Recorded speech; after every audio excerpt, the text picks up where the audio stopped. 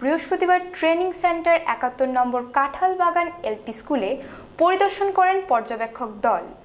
শালচাপড়া শিক্ষাখণ্ডের ৭১ নম্বর কাঁঠালবাগান প্রাথমিক বিদ্যালয়ে কর্মরত প্রাথমিক শিক্ষকদের ৬ দিনব্যাপী প্রশিক্ষণ পর্ব শেষ হল বৃহস্পতিবার।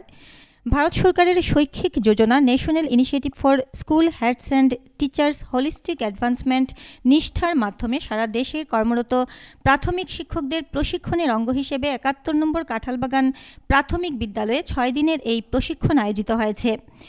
শৈক্ষিক শৈলী ও ছাত্রছাত্রীদের স্কুলের প্রতি আকৃষ্ট করা সহ বিভিন্ন শৈক্ষিক বিষয় নিয়ে শিক্ষক শিক্ষিকাদের আরও দক্ষ করে তোলাই এই প্রশিক্ষণের মূল উদ্দেশ্য। এই ট্রেনিং সেন্টারে ২৪৮ জন শিক্ষক শিক্ষিকা অংশ নেন।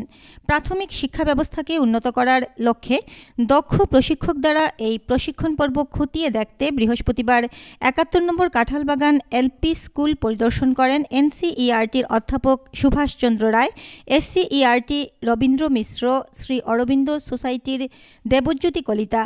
তাঁরা বিদ্যালয়ের পরিকাঠামোর প্রশংসা করে প্রশিক্ষণ পর্ব নিয়ে খুশি ব্যক্ত করেন।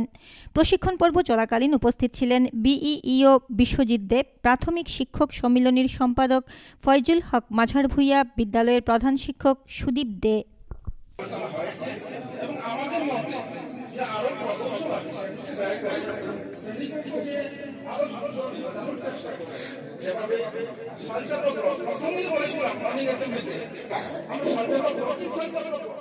বৃহস্পতিবার শিলচর ত্রিবান্দ্রম এক্সপ্রেস নির্ধারিত ৮টা ৫-এর বদলে ছাড়বে রাত ২টা ৩০ মিনিটে।